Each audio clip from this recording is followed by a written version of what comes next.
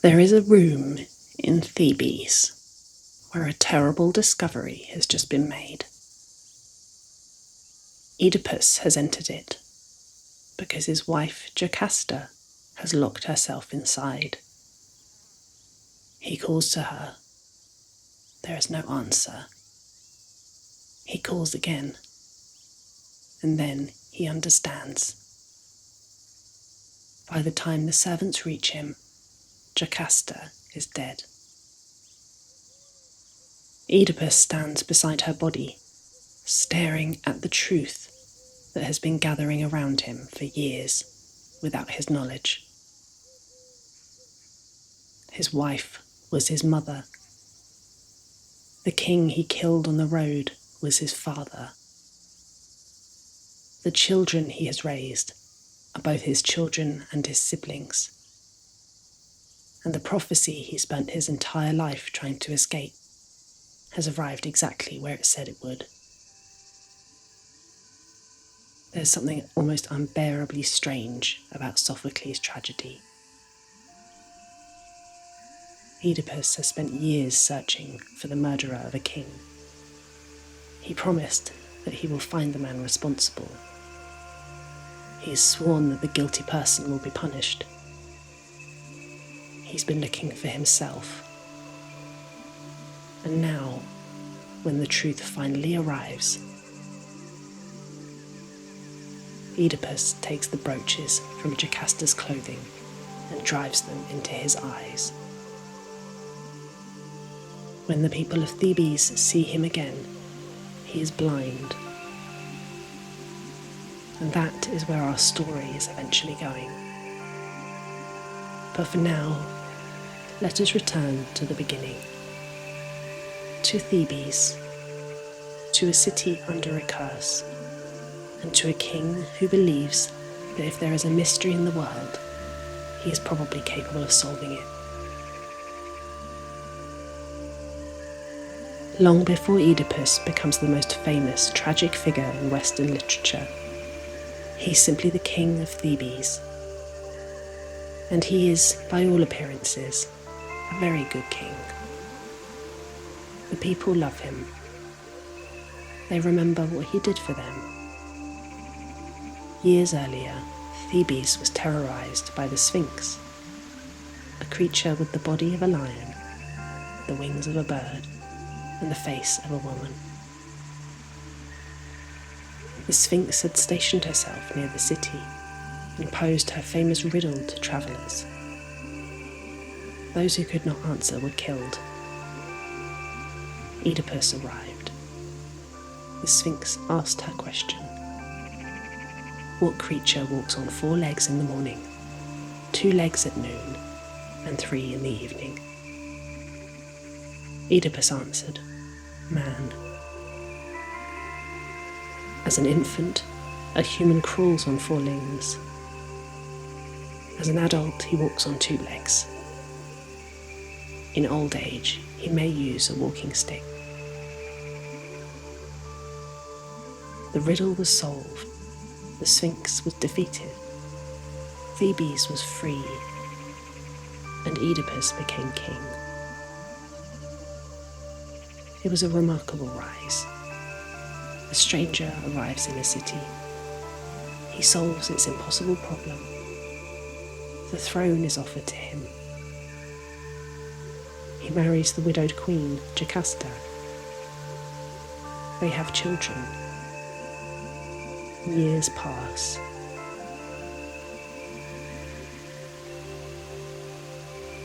The city prospers. You may imagine that this is the point where the story should end. A happy ending, as the Greeks occasionally allowed themselves. Unfortunately, Sophocles has other plans. Because Thebes is now suffering again. And this time, there is no monster outside the city to blame. The plague has come. People are dying. Crops are failing. Animals are dying in the fields. Women are losing their children. the city seems unable to produce healthy life. Thebes has become a place where the ordinary processes of the world have stopped behaving properly.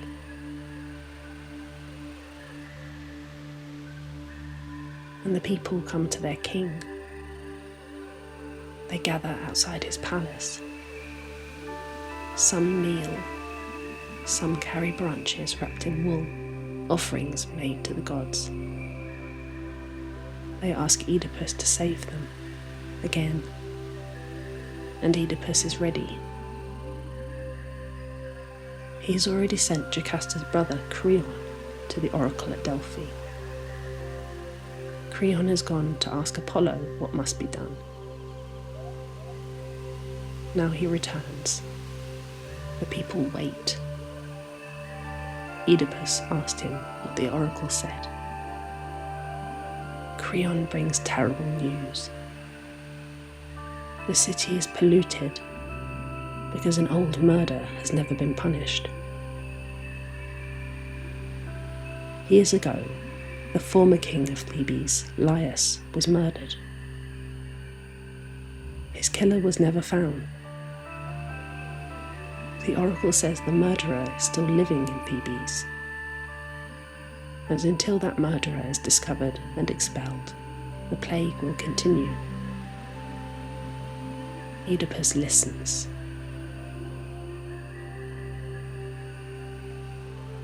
He promises to find the killer, and this promise is the engine of the entire tragedy.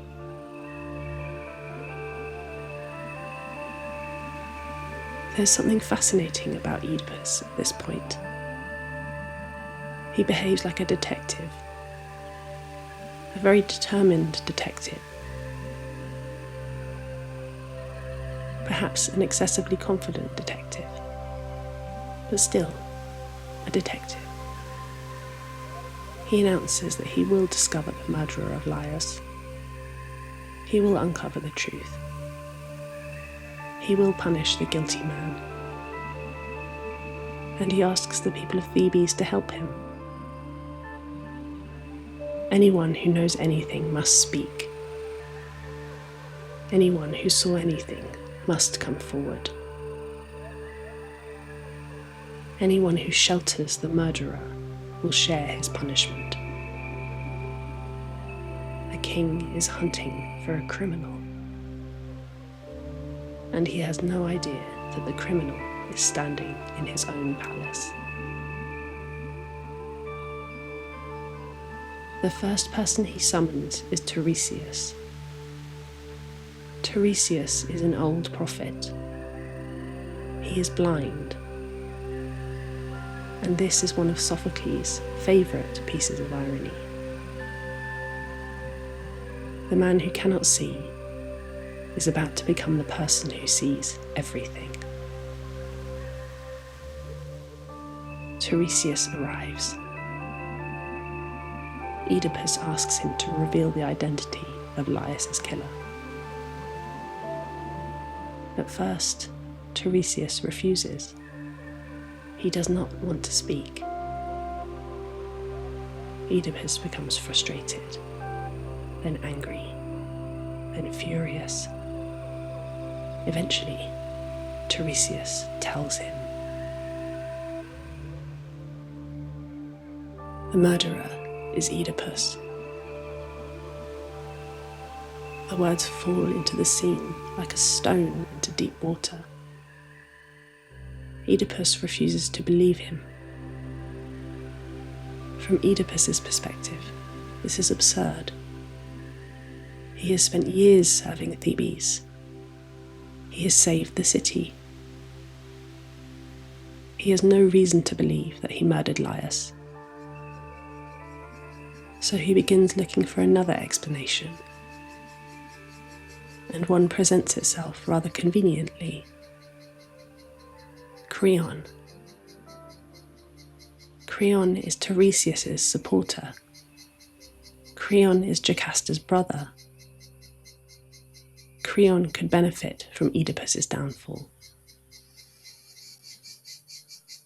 Perhaps, Oedipus thinks, Tiresias and Creon have conspired against him. It's a bad theory. It's also entirely understandable. People rarely respond to a terrifying accusation by immediately accepting it. Usually we begin by asking who might have lied.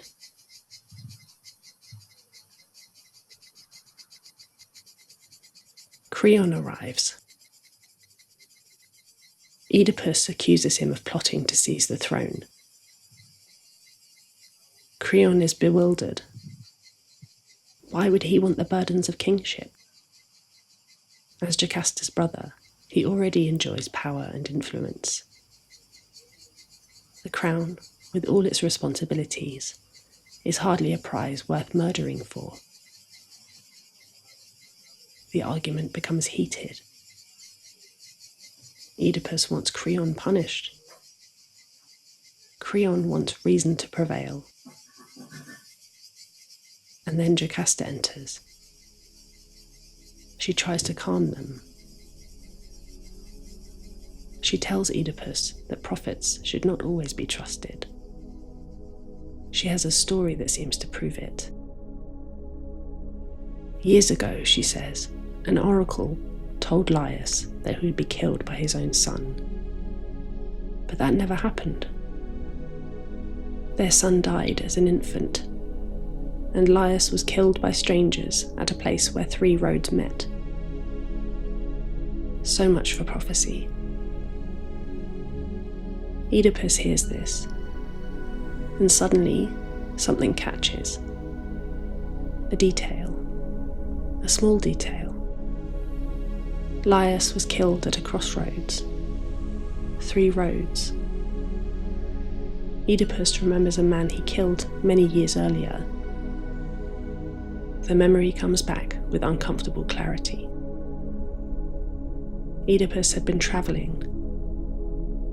A group of travellers approached. There was an argument about who had the right of way. The quarrel escalated. Oedipus killed a man. He killed several others. Only one person escaped. Oedipus had always regarded the incident as unfortunate. A violent encounter on the road. Now Jocasta had told him that Laius was killed in precisely such a place. So Oedipus begins to wonder. Could the man he killed have been Laius? He asks Jocasta for more details. How old was Laius? What did he look like? How many people were travelling with him? What was he wearing? Jocasta answers as best she can. The details begin to align. The age, the circumstances, the location, the number of attackers.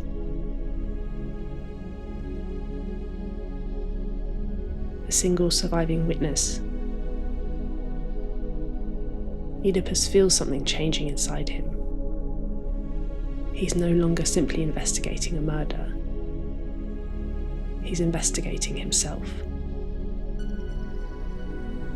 And there's one piece of information that might save him. The surviving witness.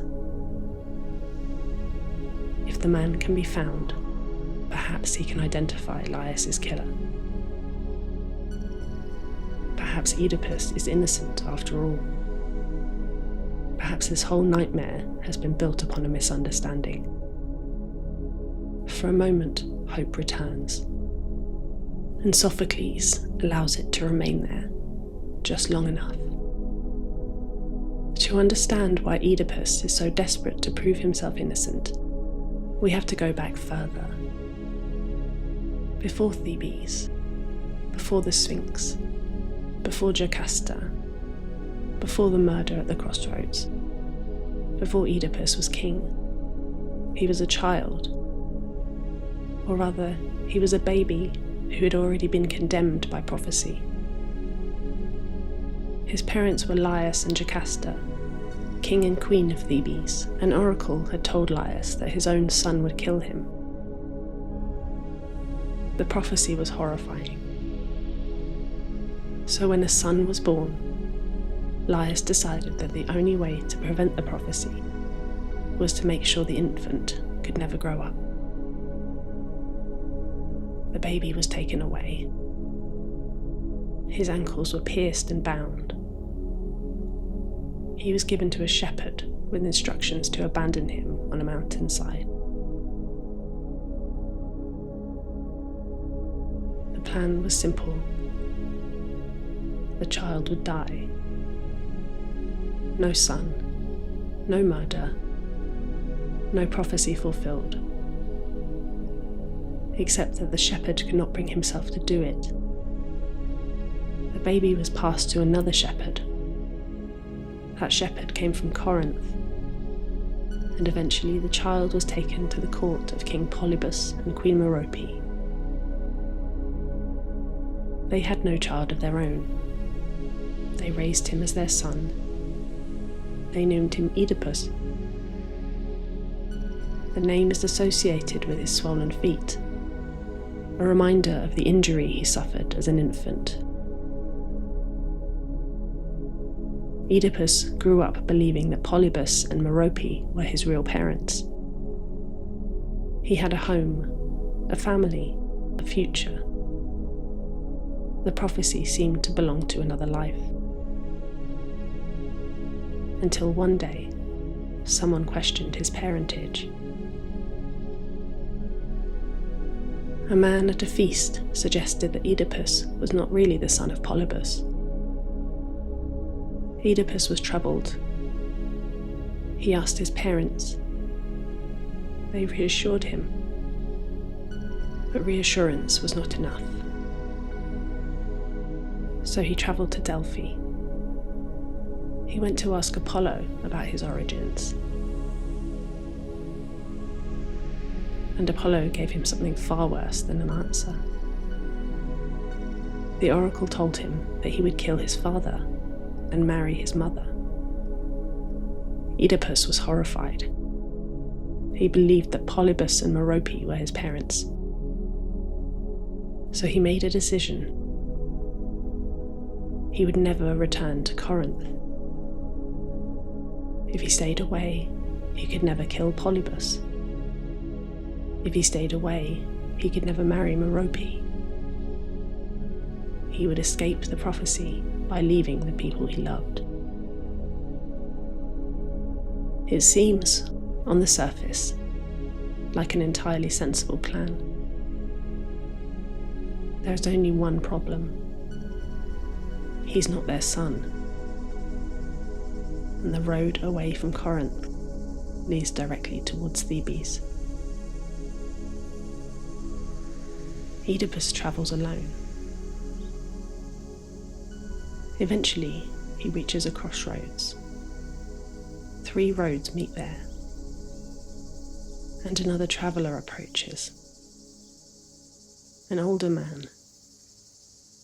A small group accompanies him. There is a dispute over who should move aside. It's the kind of argument that under ordinary circumstances would be forgotten before the end of the day. But Oedipus is young, proud, quick-tempered. The older man strikes him. Oedipus strikes back. The quarrel becomes violence. Several men are killed. One escapes. Oedipus continues on his journey. He does not know the man's name. He does not know that the man is Laius, his father. He does not know that by attempting to avoid his father's death, he has just caused it. The prophecy has begun fulfilling itself, and Oedipus has no idea.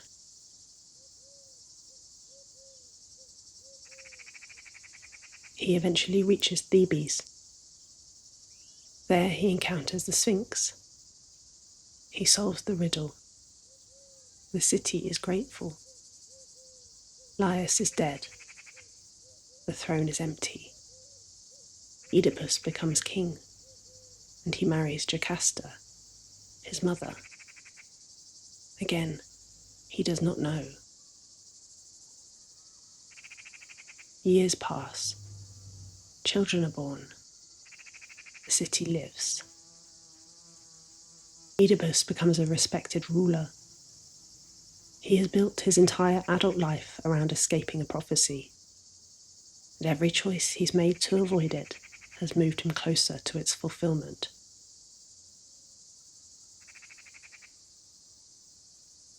This is the cruel machinery of the tragedy. The prophecy does not need to force Oedipus to do anything. It only needs him to act on what he believes. His courage becomes part of the trap. His intelligence becomes part of the trap. His determination to know the truth becomes part of the trap, which is rather uncomfortable, because these are generally qualities we admire. Now we return to Thebes. The old witness is summoned. He's a shepherd. He served Laius many years ago. At first, he does not want to speak. He knows the past is dangerous. He has spent years trying to forget it. Oedipus presses him. Eventually, the truth begins to emerge. The shepherd confirms that Laius was killed at the Crossroads. He confirms that there was a survivor. And then Oedipus asks about Laius's child. What happened to the baby? The shepherd hesitates. Oedipus insists. The shepherd finally admits that the baby was supposed to be killed, but he was given to another man instead.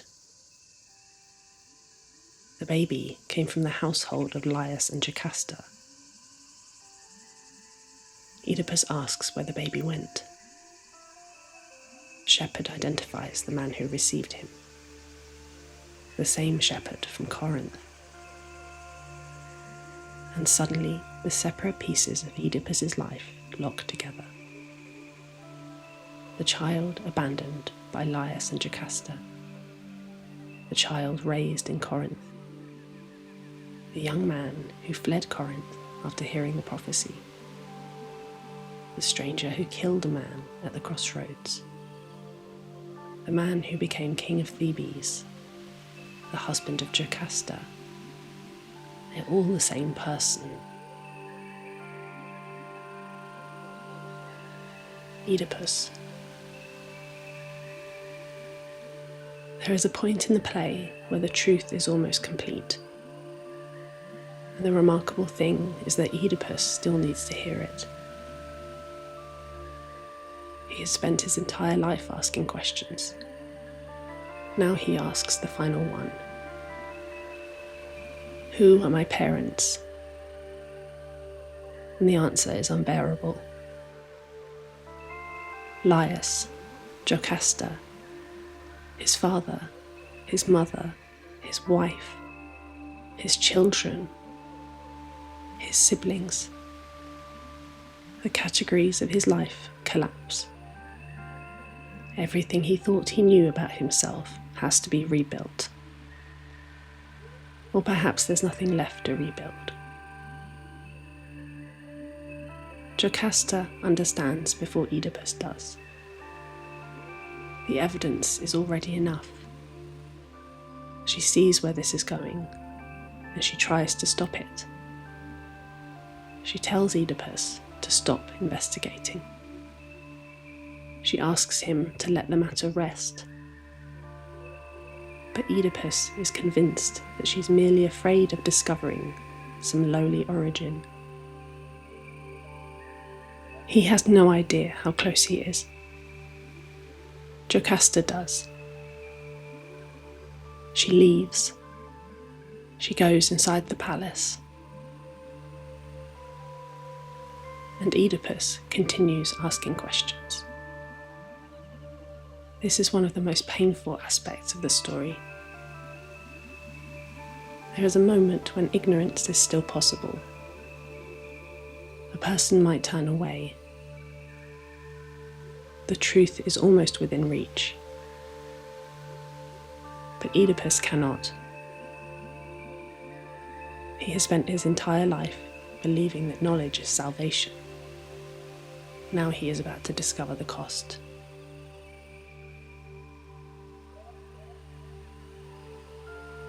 The shepherd from Corinth arrives. He brings news. Polybus is dead. Oedipus's supposed father has died of natural causes. For a brief moment, Oedipus feels relief. Prophecy has failed. He did not kill Polybus. He cannot marry Merope. Perhaps the gods were wrong. Perhaps the oracle was wrong. Perhaps the whole thing was meaningless. Then the Corinthian messenger reveals the truth. Polybus was never Oedipus's biological father. Oedipus was given to him as a baby. The messenger himself received the infant from another shepherd. The old Theban shepherd is summoned. The two men recognize each other. Now there is nowhere left to go. The truth is complete. Jocasta is dead. She has hanged herself inside the palace. Oedipus finds her. And then comes the moment with which we began. He sees the body of the woman who was his wife, his mother, the person who shared his throne, the person who shared his bed, the person who tried, for a brief time, to prevent him from discovering the truth. Oedipus takes the gold pins from her clothing. He drives them into his eyes. Once and again, he blinds himself. When asked why, his answer is not simply that he cannot bear to see. He has lost the world he once thought he understood. He has seen too much, and now he chooses darkness. When Oedipus emerges, the people of Thebes see what has happened. His face is bloody. His eyes are gone. He asks for Creon, the same Creon whom he once accused of conspiracy, the same Creon he nearly condemned. Now Oedipus asks him to take responsibility for what remains. He asks to be banished. After all, the oracle said the murderer of Laius must leave Thebes, and Oedipus is that man. He also worries about his children, his daughters, Antigone and Ismene. He knows what their lives will be like. They have been born into a family whose history has become a curse. Oedipus asks Creon to care for them. He cannot protect them himself. He cannot even see them.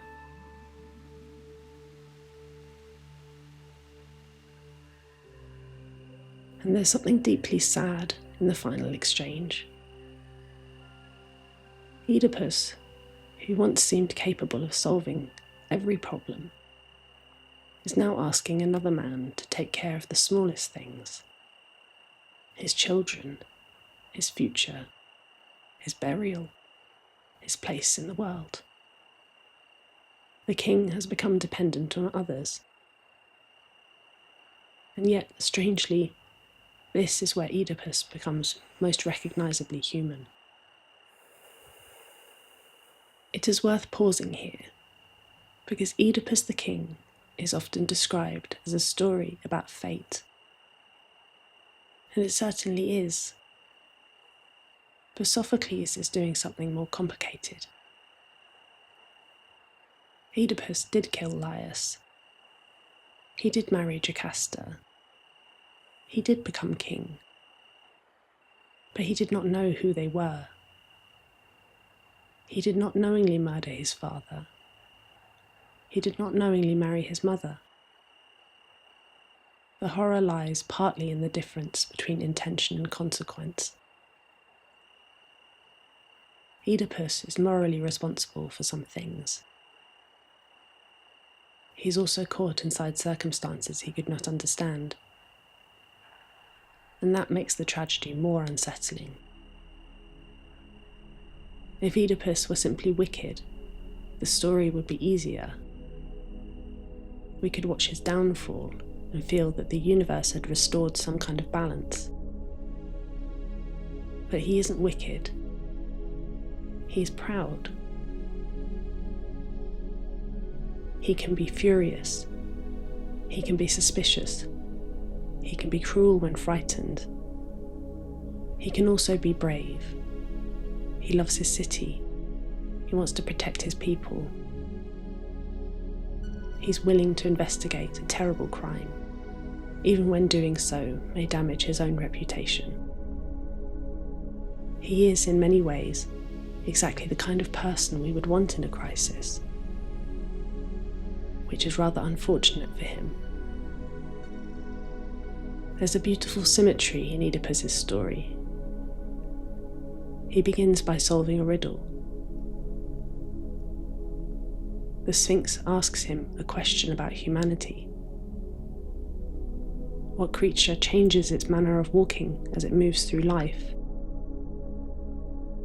Oedipus answers correctly. He understands the riddle. The city celebrates him as a man of extraordinary intelligence. But the final riddle is much harder.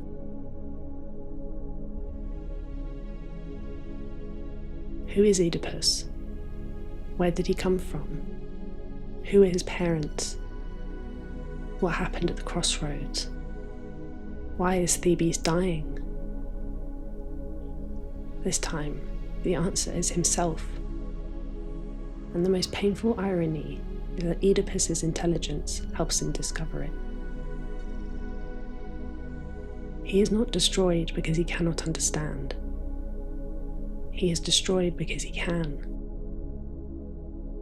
That is one reason the play remains so powerful after more than 2,000 years. Sophocles understood something deeply uncomfortable about human beings. We often want the truth, until the truth concerns us. Imagine Thebes now. Night has fallen. The streets are empty. The plague has finally begun to recede. The city has survived, though the royal household has been shattered. The palace stands as it did before, but everything inside it has changed. There's something strange about tragedy when viewed from a distance. The world often looks remarkably ordinary afterwards. Morning will still come. People will still draw water. Markets will open. Animals will move through the streets. Someone will sweep dust from a doorway. A child will wake up hungry. The sun will rise over the walls. The world has not stopped. And yet, for the people who know what happened, nothing is ordinary anymore. This is perhaps one of the most human details in the play. Disaster does not necessarily transform the appearance of the world. It transforms the meaning of familiar things. A crossroads is no longer simply a crossroads. a family resemblance becomes evidence. A name becomes a clue. A doorway becomes the entrance to a room where everything changed. There is another question hanging over this whole story. Was Oedipus ever free? Could he have escaped? The play does not give us an easy philosophical answer. The gods know the future, the humans do not. The characters act without knowing what lies ahead. Oedipus hears a prophecy and tries to defeat it. Laius hears a prophecy and tries to defeat it. Jocasta hears a prophecy and tries to defeat it. Each attempts to escape the future. Each decision becomes part of the story that fulfills it. There is an almost mathematical quality to it. Laius abandons his child because he fears the child will kill him. The child survives because another man refuses to kill him. Oedipus grows up believing that a different man is his father. He leaves Corinth because he fears killing that father. On the road, he kills his actual father. He arrives in Thebes. He solves the Sphinx's riddle. He becomes king. He marries the woman who is actually his mother. And years later, when a plague strikes the city, he begins the investigation that reveals everything. Every attempt to escape becomes another road towards destination. The Greeks were fascinated by this kind of irony, and Sophocles was very good at it. Perhaps the most haunting image in the entire story is the Crossroads. 3 roads, one man travelling away from home, another travelling towards it. They meet, they argue, they fight, and neither knows who the other is. There is something almost dreamlike about the scene. 2 lives collide at exactly the wrong moment. Oedipus is trying to escape his fate. Laius is trying to preserve his. Neither know what is happening. The road carries on. Years later, the murder becomes the central mystery of a kingdom. Sometimes in ancient tragedy, fate appears like thunder. Here it is almost mundane. A disagreement about right of way, a flash of temper, a man struck on a road. History turning on something that at the time might have seemed like an ordinary quarrel. There's a final tenderness in Oedipus's concern for his children. By the end, he is no longer primarily worried about himself. He knows what his daughters have inherited. Their father is also their half-brother. Their mother is also their grandmother. Their family name has become a source of shame. He knows they will be judged for circumstances they did not create. And perhaps this is where Oedipus finally understands something about human suffering. People inherit consequences from decisions they never made. The children of Oedipus cannot undo their parents' history. They can only live after it. And Sophocles will return to this family again. Antigone, Oedipus's daughter, will later become the central figure of another tragedy. The family story does not end with Oedipus. It continues, as family stories tend to do. At the end of the play, the chorus reflects on Oedipus's life. He was powerful. He was admired. He solved the Sphinx's riddle. He became king. And then everything collapsed. The final lesson is traditionally understood as a warning against assuming that anyone's life is secure before its end. Oedipus was once the most fortunate man in Thebes. Then he became its most miserable. And Sophocles leaves us with the unsettling idea that human happiness cannot be judged from a single moment. A person may seem blessed. A person may seem ruined. The full shape of a life is visible only at its end. There is something severe about that idea, but there's also something strangely peaceful in it. Oedipus spends his entire life trying to know what will happen. He wants certainty. The gods possess certainty. Human beings possess fragments. That may be one of the conditions of being human. We wake each morning with incomplete information. We make choices. We believe what we know. We act according to the evidence available to us. And sometimes, years later, we discover that the story was larger than we understood. So let us return once more to Thebes, the city before the play, palace before the discovery, Oedipus before the truth. Imagine him standing at the entrance to the city years earlier.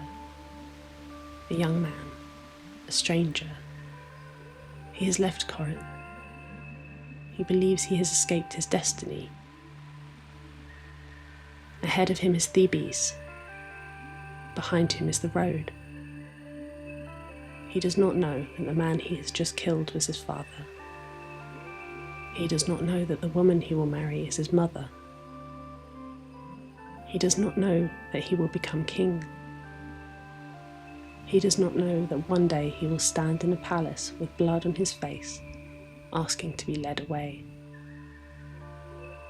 At this moment he knows almost nothing, and yet he keeps walking. That's the peculiar dignity of Oedipus. He keeps walking. He asks questions. He tries to understand. He tries to protect people. He makes mistakes. He becomes angry. He loves. He suffers. He learns. And when the truth finally becomes unavoidable, he does not pretend that it isn't true. He looks into the darkness. The plague has ended. The investigation is over. The murderer has been found. The curse has been answered. But the answer has destroyed the household that ruled Thebes. The city remains. And somewhere beyond the palace walls, the road still stretches away into the night. The same road, the same landscape that witnessed everything. The stones remain where they were. Grass grows beside the road. Wind moves through the trees. Travellers continue to pass. That is the strange persistence of the world. It continues. Perhaps that's why Oedipus has remained with us for so long. Not because he is the perfect hero. He isn't. Not because the gods give him a simple lesson. They don't. Oedipus remains because his story asks something that's much harder. How much can we really know about ourselves? How much of a life can we understand while we're living it? What happens when the story we have built around ourselves turns out to be incomplete? Oedipus's answer is extreme. Greek tragedy does enjoy making a point. But beneath all the horror is something recognizable. A human being trying to understand his own life. A human being trying to protect the people he loves. A human being making decisions with the information he has. a human being discovering eventually that he has never had the complete picture. Perhaps none of us do, and perhaps that's why the old stories endure. They remind us that our lives are larger than the explanations we give them, that people can be admirable and flawed at the same time, that knowledge can liberate us and wound us, that the past can remain hidden for years until some small detail suddenly makes everything visible, and that sometimes the most important questions are the ones we spend our lives asking without realising that we're also part of the answer. So let the story rest there, Thebes beneath the stars, the old palace standing against the darkness, the road leading away from the city, the crossroads waiting somewhere beyond it, and Oedipus, at last, no longer searching. The questions have ended, the prophecy has been fulfilled, the truth has been spoken, and the long journey through the story is over. For tonight, there is nowhere else to go. The road can remain where it is. The city can sleep, and the story of Oedipus can finally fall into darkness.